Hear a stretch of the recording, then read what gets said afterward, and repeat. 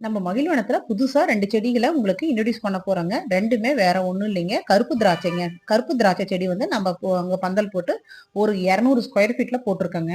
இது வந்து செடி வச்சு ஒரு 4 வருஷம் ஆகுதுங்க. ஒரு 1 வருஷம் கழிச்சு காய் வர ஆரம்பிச்சது.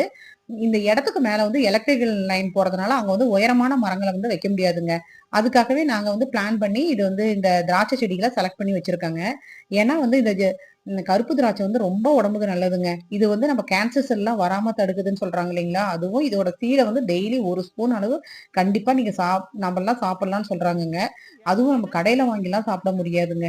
அதுவும் இந்த கடையில பார்த்தீங்களாங்க, செடி வளர்த்துற இடத்துல அப்படியே கொத்து கொத்தா வந்து மத்த இதுகளுக்கெல்லாம் ஸ்ப்ரே தாங்க பண்றாங்க. ஆனா திராட்சைய வந்து மருந்துலயே முக்கி முக்கி தாங்க எடுக்குறாங்க. அவ்ளோ ரொம்ப வந்து கருப்பு திராட்சைக்கு ரொம்பவே மருந்தடிக்கிறாங்கங்க. அ அதனால வந்து நம்ம வந்து வெளியில வாங்குனாலும் ரொம்ப கேர்ஃபுல்லாங்க நல்லா தண்ணீல மூழ்க வச்சு, அதுல உப்பு, மஞ்சத்தூள்லாம் போட்டு தாங்க ஒ ஒ கொஞ்ச நேரம் ஊற வச்சு, அதுக்கப்புறம் தாங்க நம்ம எடுத்து சாப்பிடணும். அதனாலயே நாங்க சரி இந்த செடியும் வச்சிரலாம்னு சொல்லி வச்சேங்க. ஆனா வந்து இது வந்து காப்பு திறன் வந்து ரொம்பலாம் நம்மளுக்கு வரலைங்க. 10 டூ 15 பழங்கள் தாங்க ஒரு கொத்துக்கு இருக்குது. அதுவும் அந்த சைஸும் வந்து கொஞ்சம் சின்னதா தாங்க இருக்கும். அதுவும் இந்த கருப்பு கலர் மாறுறங்காட்டியும் அந்த பறவைகள்லாம் விடமாட்டேங்கிறாங்க. அவங்க சாப்பிட்றாங்கங்க. அதுக்கப்புறம் நம்மளுக்கு கொஞ்சம் தான் கிடைக்குது.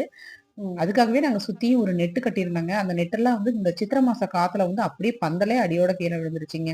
இப்ப திரும்பவும் எடுத்து புதுசா பந்தல் போட்டிருக்கோம்.